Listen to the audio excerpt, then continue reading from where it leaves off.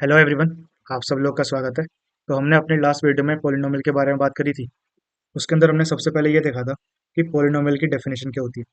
ठीक है। तो आपके पास में कोई भी एक अलजेब्रिक एक्सप्रेशन है, इसकी जो आपके पास में डिग्री होगी, अगर वो हमारे पास एक होल नंबर होती है, ठीक है, तो हम बोलते हैं कि वो अलजेब्रिक एक्सप्रेशन हमारे पास में एक पॉलिनोमियल है। ठीक।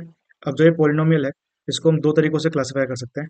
सबसे पहले on the basis of number of terms, ठीक है, और दूसरा हम क्लासिफाई कर सकते हैं नंबर ऑफ डिग्री के बेसिस पे। ठीक है। तो जो मेरे पास में नंबर ऑफ टर्म्स है, अगर ये वन होगा तो हमारे पास में आता है मोनोमियल। ठीक है। और अगर हमारे पास में दो नंबर ऑफ टर्म्स आएंगे तो ये हो जाएगा बाइनोमियल। ठीक। नंबर ऑफ टर्म्स हमारे पास तीन होंगे तो ये हो जाएगा ट्राइनोमियल। ठीक है। इसके बाद आने वाले पॉलिनोमियल्स हो जाएंगे। वैसे ही हमारे पास में जो डिग्री है वो वन हो जाए तो ये होता है लीनियर पॉलिनोमियल। डिग्री टू हो जाएगी तो ये हमारे पास में क्वाड्रेटिक पॉलिनोमियल हो जाएगा। डिग्री थ्री होगी तो ये हमारे पास में क्यूबिक पॉलिनोमियल होगा।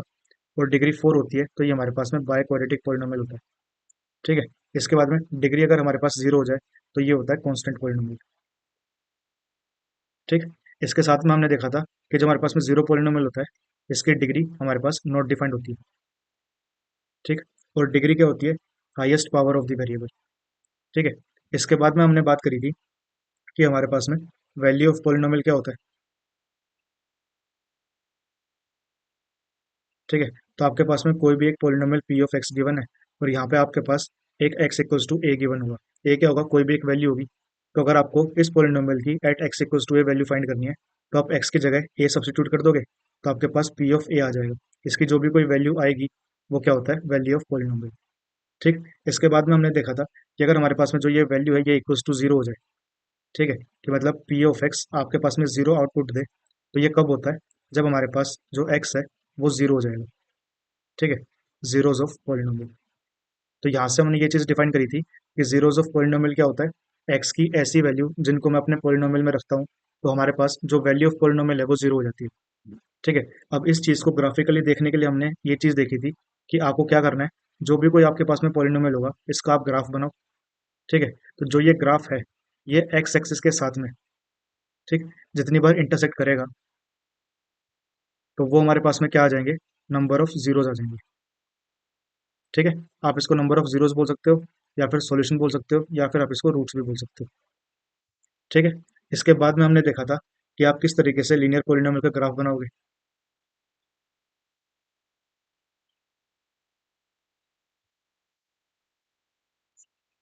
ठीक है। तो जो हमारे पास में लीनियर पॉलिनोमियल है, हमने ये चीज देखी थी, इसका ग्राफ हमारे पास एक लाइन के फॉर्म में आता है। अब लाइन के लिए आपको दो पॉइंट की जरूरत होगी। ठीक है। तो उन दो पॉइंट्स को फाइंड करने के लिए एक बार हम क्या करेंगे, एक्स को जीरो ले लेंगे, और एक बार हम वाई को जीरो ले लेंगे। यहाँ पे आपके पास वाई की वैल्यू आ जाएगी और यहाँ पे आपके पास एक्स की वैल्यू आ जाएगी। ठीक। जैसे ही आपके पास में दो पॉइंट आ जाते हैं एक्स कोमा वाई की फॉर्म में, आप इनको रखोगे, इन दोनों को ज्वाइन करते हो तो आपके पास एक लाइन बन जाती है, और वो क्या होता है? हमारे पास ग्राफ ऑफ लीनियर पॉलिनोमियल। ठीक। इसके बाद हमने बात करी थी कि जो हमारे पास में क्वाड्रेटिक पॉलिनोमियल होगा, ठीक है, तो ये हमारे पास में y equals to a x square plus b x plus c type का होता है। और यहाँ पे जो लीनियर पॉलिनोमियल है ये y equals to a x plus b type का होगा। ठीक। यहाँ पे हमारे पास में जो मैक्सिमम नंबर ऑफ जीरोज है वो कितनी होती है? वन होती है। ठीक। और यहाँ पे जो हमारे पास मैक्सिमम नंबर ऑफ जीरोज आएंगे वो कितने आते हैं? टू आते हैं। ठीक। तो यहाँ से हमने ये चीज भी देखी थी कि जितनी हमारे पास में पॉलिनोमियल की डिग्री होती है एट मैक्सिमम, जो पॉलिनोमियल है उसके पास नंबर ऑफ जीरोज भी उतनी ही होंगी। ठीक है। उससे कम भी हो सकते हैं लेकिन उससे ज्यादा तो नहीं होने वाले। तो यहाँ तक की चीजें हमने अपनी लास्ट क्लास में देख ली थी। अच्छा। इसके साथ में हमने ये भी देखा था कि जो क्वाड्रेटिक पॉलिनोमियल है, इसके जो हमारे पास ग्राफ बनते हैं उसमें छह पॉसिबिलिटी होती है। एक क्या? कि आपको ग्राफ इस तरीके से एक पॉइंट पे इंटरसेक्ट करे। ठीक। दूसरा केस क्या हो सकता है कि ये ऐसे एक बार इंटरसेक्ट करेगा लेकिन ये नीचे की तरफ आ जाएगा। ठीक। अगर ये ऊपर की तरफ से खुला हो तो ये हमारे पास में अपवर्ड फेसिंग होता है, और अगर ये नीचे की तरफ से खुला होगा तो ये डाउनवर्ड फेसिंग होगा। इसके बाद में एक पॉसिबिलिटी और क्या है कि ये ग्राफ ऐसे ऊपर से निकल जाए और यहाँ पे एक ये नीचे से निकल जाए। इसमें क्या होगा? कोई भी इंटरसेक्शन नहीं है। और एक हमारे पास पॉसिबिलिटी होती है कि हमारा क्वाड्रेटिक इक्वेशन का ग्राफ दो पॉइंट पे इंटरसेक्ट करेगा एक्स एक्सिस के साथ में। ठीक है। तो ये सारी पॉसिबिलिटीज हमने अपने लास्ट टू लेक्चर्स में देख लिया। यहाँ पे मैंने आप लोग को एक चीज़ और बताई थी कि जो ये क्वाड्रेटिक पॉलिनोमियल है, ये अपवर्ड फेसिंग होगा या फिर डाउनवर्ड फेसिंग होगा। ठीक है। ये चीज़ हम बता सकते हैं कि ए का साइन क्या है। तो अगर ए मेरे पास में पॉजिटिव है तो वो अपवर्ड फेसिंग होता है, ठीक। और अगर ए मेरे पास में लेस देन जीरो हो तो वो हमारे पास डाउनवर्ड फेसिंग होगा, ठीक। इसके अलावा कि यहाँ पे हमारे पास में जो पॉइंट ऑफ इंटरसेक्शन है ना, ये वन आएंगे या फिर जीरो आएगा या फिर दो पॉइंट ऑफ इंटरसेक्शन आएंगे, ये डिपेंड करता है डी के ऊपर, ठीक है। अब डी क्या होता है ये आपको पता चलेगा चैप्टर नंबर 4 में, ठीक है। यहाँ तक की बातें हमने अपनी लास्ट क्लास में कर ली थी, तो आज जो हमें बात करनी है वो बात करनी है कि आप इसके जो जीरोज है वो किस तरीके से फाइंड करोगे, ठीक। तो how to find zeros of quadratic polynomial, ठीक है। तो हमारे पास में जो चैप्टर 2 है ये पॉलिनोमियल का, इसके अंदर एक मेथड है, ठीक है। और जीरोस फाइंड करने का हमारे पास एक दूसरा मेथड भी होता है, तो ये जो दूसरा मेथड है इसको हम देखेंगे चैप्टर 4 में, ठीक। अभी हम बात करते हैं कि जो हमारे पास फर्स्ट मेथड है वो क्या है, तो वो है आपके पास में स्प्लिटिंग द मिडिल टर्म। तो ये मेथड क्या होता है, उससे पहले हमें इस चीज़ की क्लैरिटी होनी चाहिए कि जीरोस ऑफ पॉलिनोमियल का मतलब क्या होता है, ठीक है। तो जीरोस ऑफ पॉलिनोमियल का मतलब क्या, कि पी ऑफ एक्स के अंदर हमारे पास एक्स की ऐसी वैल्यू जिनको मैं पॉलिनोमियल में रखूं तो वो हमारे पास में जीरो आंसर दे देती है, ठीक है। तो इसको यूज करते हुए कुछ क्वेश्चंस करते हैं। तो जैसे कि मैं आप लोग को यहाँ पे दूं, एक क्वेश्चन नंबर 1 है कि आपके पास एक पॉलिनोमियल पी ऑफ एक्स दे रखा है एक्स स्क्वायर माइनस 9, ठीक है। और आपको बोला गया कि find zeros of P x, ठीक है। तो हमें क्या करना है, ऐसी एक्स की वैल्यू फाइंड करनी है जिसपे मेरा पी ऑफ एक्स जीरो हो जाए, ठीक है। तो हम क्या करते हैं, यहाँ पे पी ऑफ एक्स को जीरो मान लेते हैं एक बार के लिए, ठीक है। हम कंसिडर करेंगे कि p of x equal to zero, यहाँ पे पी ऑफ एक्स की वैल्यू क्या है, x square minus 9 equal to zero, ठीक। अब देखो ये हमारे पास में क्या है, आपको a square minus b square type का दिख रहा है, कि जो 9 है उसको मैं 3 का स्क्वायर लिख सकता हूँ, ठीक है। तो ए स्क्वायर माइनस बी स्क्वायर क्या होता है, ए माइनस बी और ए प्लस बी, ठीक। इस फॉर्मूले का यूज करेंगे तो यहाँ पे हमारे पास में आ जाएगा एक्स माइनस ए और यहाँ पे एक्स प्लस ए, ठीक है। तो अब देखो जब हमारे पास में दो नंबर है, ठीक है, ये रियल नंबर्स है, ठीक। अब देखो दो रियल नंबर्स को मल्टीप्लाई करके अगर जीरो आ रहा है तो या तो ये जीरो होगा या फिर ये जीरो होगा, तो यहाँ से हम बोल सकते हैं कि इधर x minus three equals to zero और x plus three equals to zero. तो यहाँ से हमारे पास एक्स इक्वल्स टू थ्री आ गया और यहाँ पे हमारे पास में एक्स माइनस थ्री आ गया, ठीक है। तो ये हमारे पास में एक्स की ऐसी दो वैल्यूज आ चुकी हैं जिनको जब मैं पी ऑफ एक्स में रखूंगा तो मुझे आउटपुट जीरो मिलेगा, ठीक है। तो ये एक तरीका है आपके पास में पी ऑफ एक्स को फाइंड करने का। अब यहाँ पे हमारे पास में फॉर्मूला लग रहा था तो हमने डायरेक्टली आंसर निकाल लिया, हमें अपने मेथड को यूज करने की जरूरत नहीं पड़ी, ठीक। अब देखो और क्या हो सकता है कि आपके पास में क्वेश्चन आ जाए तो x square plus four x plus four, तो ये हमारे पास में पॉलिनोमियल है, आपको इसके जीरोस फाइंड करने हैं, ठीक। तो हम क्या करेंगे, सबसे पहले भाई आप पॉलिनोमियल को जीरो के इक्वल रख दो, ठीक है। अब देखो यहाँ पे हम सीखेंगे स्प्लिटिंग द मिडिल टर्म। तो ये क्या होता है कि जो आपके पास में बीच में नंबर है ना, इसको हम स्प्लिट करते हैं दो नंबर के अंदर, ठीक है। अब वो किस तरीके से होगा उसको देखते हैं। तो देखो कोई भी जो हमारे पास में क्वाड्रेटिक पॉलिनोमियल होगी वो कैसी दिखती है, a x square plus b x plus c equals to zero, ठीक है। ये हमारे पास में क्या है, क्वाड्रेटिक इक्वेशन है, ठीक। मैं इक्वेशन कैसे बोल रहा हूँ, क्योंकि यहाँ पे इक्वल्स टू समथिंग आ गया, इसको हम देखेंगे चैप्टर 4 के अंदर, ठीक है। तो अब देखो यहाँ पे जो हमारे पास में आया है, यहाँ पे आप क्या करोगे, जो एक्स स्क्वायर का कोएफिशिएंट है ए और जो कांस्टेंट है सी, आप इन दोनों को मल्टीप्लाई कर दो, ठीक है। तो हमारे पास में क्या आएगा, ए सी आएगा। अब जो ये आपके पास में ए सी आया है, आपको ऐसे दो नंबर में इसको डिस्ट्रीब्यूट करना है सच दैट कि जब मैं इन दोनों नंबर को ऐड करूं, ठीक है, तो ऐड करने पे हमारे पास में क्या आना चाहिए, बी आना चाहिए, ठीक है। और इन दोनों को मल्टीप्लाई करूंगा तो आपके पास में वापस से ए सी आ जाना चाहिए, ठीक। तो अब देखो किस तरीके से यूज करेंगे वो देखते हैं। तो यहाँ पे जो हमारे पास में दे रखा है पॉलिनोमियल, यहाँ पे अगर मैं कंपेयर करूँ तो मेरे पास में ए की वैल्यू कितनी है, वन, क्योंकि ए क्या है, एक्स स्क्वायर का कोएफिशिएंट, ठीक है। और यहाँ पे हमारे पास में बी कितना है, फोर है, और सी कितना है, फोर है। सबसे पहला स्टेप क्या है कि आप ए और सी को मल्टीप्लाई करोगे तो आपके पास में आएगा one into four equals to four आ गया। अब दूसरा स्टेप क्या है, आपको फोर को डिस्ट्रीब्यूट करना है सच दैट ऐसे दो नंबर आने चाहिए जिनको मल्टीप्लाई करने पे बी आ जाए, ऐड करने पे वापस से ए सी आ जाए, ठीक है। तो अब देखो ये नंबर कैसे फाइंड करते हैं, आप इसके लिए फैक्टर देख सकते हो कि जैसे फोर है, इसके फैक्टर कौन कौन होंगे हमारे पास। तो देखो वन होगा, टू होगा और फोर होगा, ठीक है।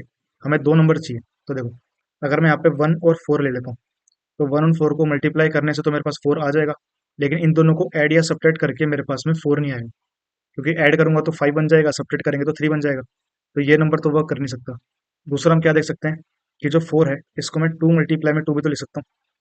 ठीक है, तो अब देखो, अगर मैं यहाँ पे जो 2 है, तो 2 इंटू टू 4 आ गया, और 2 प्लस 2 करूंगा तो मेरे पास में वो भी 4 आ जाएगा। ठीक, तो यहाँ से मतलब जो 4 है इसको मैं 2 और 2 लिख सकता हूँ। ठीक है, तो अब देखो, अब जो ये दो नंबर आपके पास आ गए हैं, ठीक है, इन दोनों को हम बी की जगह पे लिख देंगे।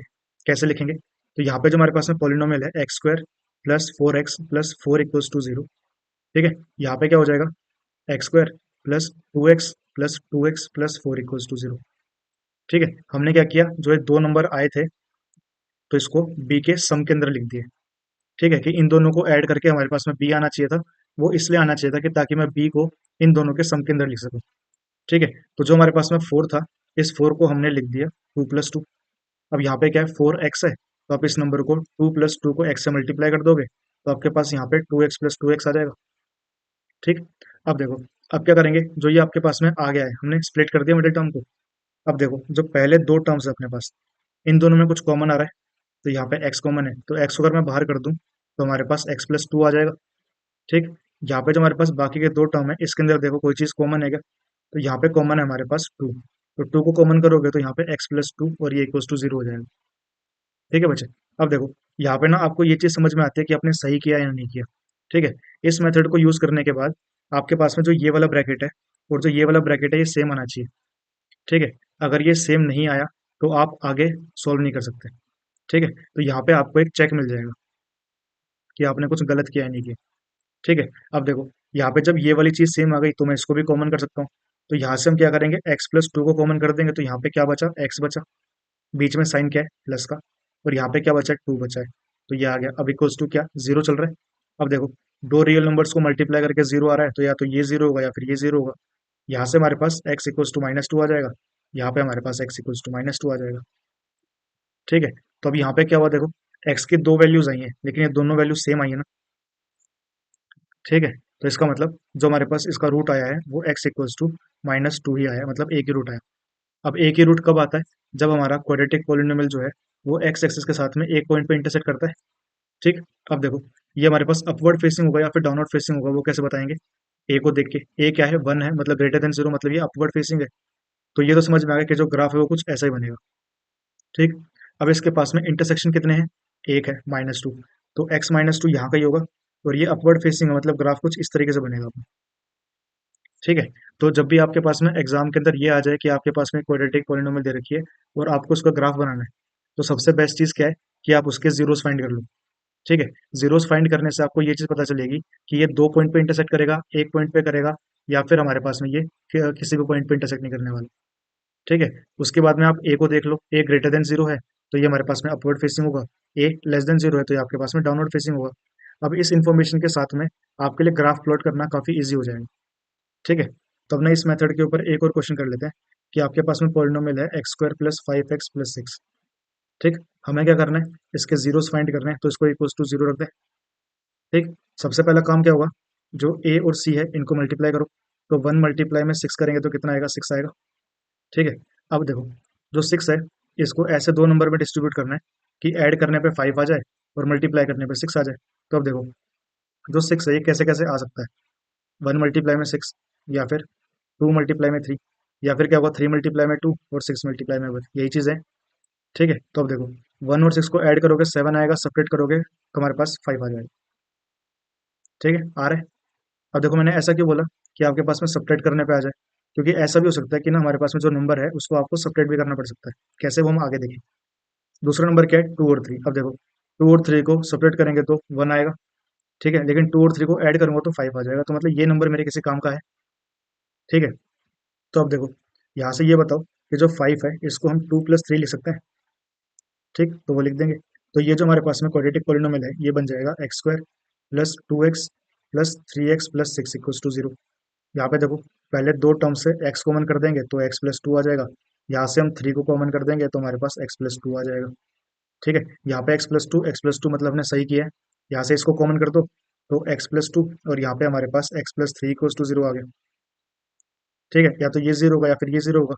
अगर ये 0 है तो x = -2 आ गया, और ये 0 है तो यहाँ से x = -3 आ गया। ठीक है, अब आप में से किसी का डाउट हो सकता है कि सर यहाँ पे आपने 2x आगे लिख दिया, अगर मैं इसको पीछे लिख दूँ तो तो कोई फर्क नहीं पड़ता, आंसर सेम ही आएगा आपके पास में।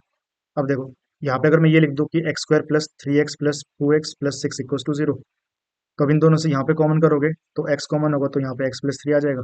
यहाँ पे 2 कॉमन होगा तो आपके पास आ जाएगा x प्लस 3। ठीक है, अब यहाँ पे x प्लस 3 सेम है, तो x प्लस 3 को बाहर कर दो, यहाँ पे आपके पास x प्लस 2 बच जाएगा। अब यहाँ से x इक्वल्स टू -3 और यहाँ पे x इक्वल्स टू -2। ठीक है, तो आप कुछ भी कर सकते हो, आंसर आपके पास सेम आएगा। तो आई होप यहाँ तक की चीज़ें आपको समझ में आ गई होंगी। इसके बाद में जो हमें बात करनी है, वो करनी है रिलेशन के बारे में। कौन सा रिलेशन? कि आपके पास में कोएफिशिएंट है, ठीक है, coefficient and zeros of quadratic polynomial. ठीक है, तो ये जो चीज़ है, इसके रिलेशनशिप के बारे में बात करेंगे। ठीक है, तो अब देखो, इस चीज़ के लिए ना मैं आपको पहले रिजल्ट दे देता हूँ। तो जो रिजल्ट है वो ये है कि आपके पास में कोई भी जो क्वाड्रेटिक पॉलिनोमियल है, a x square plus b x plus c equals to zero. Equals to zero क्यों कर रहे हैं? क्योंकि यहाँ से हमारे पास जीरोस निकल के आते हैं। तो देखो, इसकी जो डिग्री है 2 है, तो मैक्सिमम हमें दो रूट मिलेंगे। उन दो रूट का नाम रख देते हैं अल्फा और बीटा। ठीक है, तो अल्फा और बीटा क्या है? जीरोस है। अब इनको जीरोस बोलो या फिर सॉल्यूशन बोलो या फिर इसको आप रूट बोलो, बात एक ही है। ठीक, अब देखो, जो रिजल्ट है वो क्या बोलता है कि अगर मैं इन दोनों रूट्स को ऐड कर दूं, मतलब सम ऑफ रूट्स फाइंड करती हूँ। ठीक है, इसका मतलब क्या हो जाएगा? Alpha plus beta. ठीक है, और जो ये चीज है ये इक्वल होती है -b/a के। ठीक है, अब यहाँ पे देखो, माइनस में b क्या है? Coefficient of x। ठीक है, और जो a है वो क्या है? Coefficient of x square. ठीक है, तो हमारे पास एक तो ये रिजल्ट है, मतलब रिलेशनशिप है, और दूसरा है हमारे पास में product of zeros. Product of roots या फिर जीरोस क्या होगा? अल्फा मल्टीप्लाई में बीटा, क्योंकि यही दोनों अपने पास में जीरोस है। तो इन दोनों को मल्टीप्लाई करोगे तो ये आता है आपके पास में c/a। सी क्या है? कांस्टेंट पार्ट, और अपॉन में कोएफिशिएंट ऑफ एक्स स्क्वायर। ठीक है, तो ये तो हो गया रिजल्ट। अब ये आया कहाँ से, उसके बारे में बात करते हैं। ठीक है, तो अब देखो, जब आप क्लास 9th में थे तो आपने उस टाइम पे एक फैक्टर थ्योरम पढ़ा होगा। ठीक है, फैक्टर थ्योरम क्या होता है कि जैसे कि एक एग्जांपल लेते हैं, हमारे पास नंबर है 4। ठीक है, तो 4 को अगर मैं 2 से डिवाइड कर दूं तो हमारे पास में जो रिमाइंडर है वो 0 आता है। तो यहाँ से हम बोलते हैं कि 2 इज अ फैक्टर ऑफ 4। इसका मतलब क्या है कि जो 4 है इसको मैं 2 के किसी मल्टीपल में लिख सकता हूँ, 2 मल्टीपल में 2। ठीक है, ये चीज़ पढ़ी है आप लोगों ने। वैसे ही मेरे पास में 6 है, 6 को अगर मैं 2 से डिवाइड करूँ तो भी हमारे पास में रिमाइंडर 0 आएगा। ठीक है, तो यहाँ से हम बोल सकते हैं कि 2 इज अ फैक्टर ऑफ 6। और तो आप क्या कर सकते हो, 6 को 2 के मल्टीपल में लिख सकते हो, यहाँ पे कोई नंबर आ जाएगा 3। ठीक है, सिमिलरली आपने पढ़ा होगा कि अगर मेरे पास में x माइनस ए फैक्टर है, फैक्टर ऑफ पी एक्स, तो इसका मतलब क्या होता है कि जब आप x इक्वल्स टू ए, ये जो वैल्यू है आप p में रखोगे, मतलब p ऑफ a में, तो आपके पास रिमाइंडर 0 आएगा। ठीक है, इसका मतलब क्या है कि आप p ऑफ x को डिवाइड करते हो x माइनस ए से, तो आपके पास जो रिमाइंडर है वो इक्वल्स टू 0 आता है। ठीक है, अब इस चीज को फाइंड करने का ये एक हमारे पास शॉर्ट अप्रोच था कि आप क्या करो, x इक्वल्स टू ए रख दो, p ऑफ ए आपके पास 0 आ गया, तो इसका मतलब रिमाइंडर आपके पास 0 आएगा। तो अगर रिमाइंडर मेरे पास में 0 आ जाता है तो क्या हम यहाँ से ये बोल सकते हैं कि x माइनस ए फैक्टर हमारे पास p ऑफ x का। ठीक है, तो ये जो चीज हमने ऊपर करी थी, जो जिसका फैक्टर होता है उसको मैं उसके मल्टीपल में लिखवाता हूँ। ठीक है, तो यहाँ से क्या हम ये बोल सकते हैं कि जो p ऑफ x है ये हमारे पास कुछ एक मल्टीपल आएगा x माइनस ए का। यहाँ पे चाहे कुछ भी वैल्यू आती हो, लेकिन ये वाला पार्ट तो अपने पास आने वाला है ना। ठीक है, तो अगर आपको ये चीज समझ में आती है तो हम इसी चीज का यूज करने वाले हैं। अब देखो, जो हमारे पास में क्वाड्रेटिक पॉलिनोमियल थी, a x square plus b x plus c. ठीक है, हमने क्या बोला कि x इक्वल्स टू ए क्या है? 0 है। जीरोस ऑफ क्या? जो एक पॉलिनोमियल है। इसका मतलब क्या हो गया कि जब आप x इक्वल्स टू अल्फा यहाँ पे पुट करोगे तो आपके पास ये जो p of alpha equals to 0 आ जाएगा। ठीक है, कि अगर ये मेरे पास में p ऑफ x दे रखा है, तो अब देखो, p ऑफ अल्फा अगर मेरे पास में 0 है तो यहाँ से ये बोल सकते हैं कि x minus alpha is a factor of p of x। ठीक है, तो अगर ये इसका फैक्टर है तो क्या मैं यहाँ से ये बोल सकता हूँ कि p ऑफ x को मैं x माइनस अल्फा के किसी मल्टीपल में लिख सकता हूँ। ठीक, अब देखो, सिमिलरली जो हमारे पास बीटा है ये भी क्या है? जीरोस है। इसका मतलब x इक्वल्स टू बीटा रखने पे मेरे पास में पी ऑफ बीटा की वैल्यू जीरो आ जाएगी। तो यहाँ से हम ये बोल सकते हैं कि x minus beta is a factor of P of x. ठीक है, तो अब देखो एक्स माइनस बीटा अगर फैक्टर है तो इसका मतलब पी ऑफ एक्स को मैं एक्स माइनस बीटा के एक मल्टीपल में लिख सकता हूँ। ठीक, तो यहाँ से हमारे पास दो चीजें आ गई कि पी ऑफ एक्स को एक्स माइनस अल्फा का भी मल्टीपल लिख सकते हैं और एक्स माइनस बीटा का भी मल्टीपल लिख सकते हैं।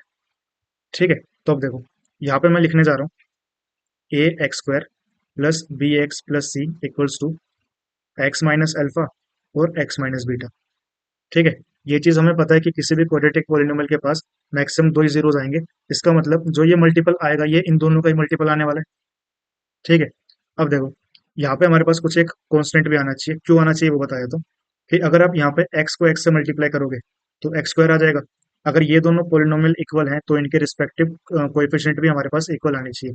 इसका मतलब क्या, यहाँ पे एक्स स्क्वायर का कोएफिशिएंट क्या है, a है, तो यहाँ पे भी हमारे पास x का जो कोएफिशिएंट है, एक्स स्क्वायर का जो कोएफिशिएंट है वो आपके पास में a आना चाहिए। ठीक है, तो मैं क्या करूंगा, इसको a से मल्टीप्लाई कर दूंगा ताकि ये चीजें बैलेंस हो जाए। ठीक, क्या यहाँ तक की बात समझ में आ गई? ठीक है, तो अब देखो अब क्या करेंगे, यहाँ पे इसको मल्टीप्लाई करते हैं तो हमारे पास आएगा एक्स स्क्वायर, क्योंकि एक्स एक्स से मल्टीप्लाई हो गया, फिर एक्स इससे मल्टीप्लाई होगा तो माइनस बीटा एक्स, फिर माइनस अल्फा इससे मल्टीप्लाई होगा तो माइनस अल्फा एक्स आ जाएगा, और माइनस माइनस प्लस यहाँ पे अल्फा बीटा आ गया। ठीक है, अब देखो यहाँ पे लिखते हैं ए एक्स स्क्वायर, माइनस कॉमन कर लो, ये अल्फा प्लस बीटा आ जाएगा, यहाँ पे एक्स आ गया और प्लस में अल्फा बीटा। ठीक है, अब मैं क्या करता हूँ, यहाँ से भी ए को कॉमन कर लेता हूँ। तो अगर मैं ए को कॉमन करूंगा तो क्या बचेगा, एक्स स्क्वायर प्लस में जो ये बी एक्स है इसके पास ए नहीं है, तो अगर मैं ए यहाँ से कॉमन करूंगा तो मुझे ए से डिवाइड करना पड़ेगा। क्यों, ताकि जब ये ए मल्टीप्लाई हो तो कैंसिल हो जाए और हमारे पास वापस से बी एक्स आ जाएगा। ठीक है, और यहाँ पे प्लस में सी के पास भी नहीं है तो सी से भी डिवाइड करना पड़ेगा। ठीक है, तो अब देखो जो ये चीज हमारे पास में आई है, हमने एक कंडीशन लगाई थी पहले अपने क्वाड्रेटिक इक्वेशन पे कि ए जो है वो नॉट इक्वल टू जीरो होना चाहिए। ठीक, तो अगर ए नॉट इक्वल टू जीरो है, इसको दोनों तरफ से काट दूं। ठीक है, अब काटने के बाद हम क्या करेंगे, कंपेयर करेंगे, कंपेयर बोथ साइड। ठीक है, तो अब देखो यहाँ पे क्या है अपने पास, x square plus b by a x plus में c by a equals to x square minus alpha plus beta x और प्लस में अल्फा बीटा। ठीक है, अब देखो एक्स स्क्वायर का कोएफिशिएंट वन, यहाँ पे एक्स स्क्वायर कोएफिशिएंट वन, यहाँ पे एक्स का कोएफिशिएंट क्या है, बी बाई ए, यहाँ पे एक्स का कोएफिशिएंट क्या है, माइनस अल्फा प्लस बीटा। ठीक है, तो ये दोनों इक्वल होने चाहिए, तो देयरफॉर यहाँ से आ जाएगा minus alpha plus beta equals to b by a, minus को वहां पे लेके चले जाओ तो आपके पास अल्फा प्लस बीटा आ गया माइनस बी बाई। ठीक है, सिमिलरली जो हमारे पास कांस्टेंट पार्ट है वो यहाँ पे सी बाई ए है, यहाँ पे कांस्टेंट क्या है, अल्फा बीटा, तो ये दोनों भी इक्वल आने चाहिए, तो therefore alpha beta equals to c by a. तो ये हो गया हमारे पास में इसका प्रूफ। ठीक है, कि आप किस तरीके से ये बताओगे कि जो ये रिलेशन है ये हमारे पास में ये आने वाला है। ठीक है, अब देखो ये तो हो गया क्वाड्रेटिक का। अब ना क्यूबिक का आपके पास में कभी कभार क्वेश्चन आ जाता है किस तरीके से कि आपके पास में क्यूबिक पॉलिनोमियल दी जाएगी, वो हो गया हमारे पास में ए एक्स की power three plus b x square plus c x plus d. ठीक है, इसको भी आप मल्टीपल में लिख सकते हो, x minus alpha, x minus beta और एक्स माइनस गामा। अब देखो जो ये पोलिनोमियल है ये डिग्री थ्री की है, इसके पास में तीन जीरोस आएंगे, उनको हमने नाम क्या रख दिया, अल्फा बीटा और गामा रख दिया। ठीक है, आप सिमिलरली इसको सोल्व करोगे तो आपके पास यहाँ से भी हमारे पास एक रिलेशनशिप आता है। ठीक है, इसको हम सोल्व नहीं करेंगे, डायरेक्ट आंसर लिखते हैं। ठीक है, तो सबसे पहले आप लिखोगे देखो कि alpha plus beta plus gamma, इसकी वैल्यू आएगी आपके पास माइनस बी बाई। ठीक है, दूसरा होता है हमारे पास alpha beta plus beta gamma plus alpha gamma, इसकी वैल्यू आएगी देखो यहाँ पे माइनस आ गया तो यहाँ पे प्लस, बी के आगे क्या है यहाँ पे सी है, तो यहाँ पे सी बाई ए आ जाएगा। ठीक है, और लास्ट होता है आपके पास अल्फा बीटा और गामा, यहाँ पे देखो माइनस प्लस, तो यहाँ पे आ जाएगा माइनस, यहाँ पे बी था यहाँ पे सी था, लास्ट में क्या बचा यहाँ पे डी, तो यहाँ पे आ जाएगा माइनस डी बाई ए। ठीक है, सिमिलरली आप किसी भी पोलिनोमियल के लिए ये रिलेशनशिप फाइंड कर सकते हो। ठीक है, इसको प्रूफ करना हो तो क्या करोगे, इसको सॉल्व कर लो, दोनों तरफ कंपेयर कर लेना, आपके पास में यही रिजल्ट आ जाएगा। ठीक है, तो ये हमारे पास में है अपना पोलिनोमियल टॉपिक। ठीक, अगर आप लोग को यहाँ तक की वीडियो अच्छी लगी हो तो please like share and subscribe. आज के लिए इतना ही करते हैं। अपनी अगली वीडियो में अगर कुछ बच गया हो तो उसको डिस्कस कर लेंगे, अदरवाइज अपने एनसीईआरटी के जो क्वेश्चन है उनको सोल्व करेंगे। ठीक है। Thank you so much and have a nice day.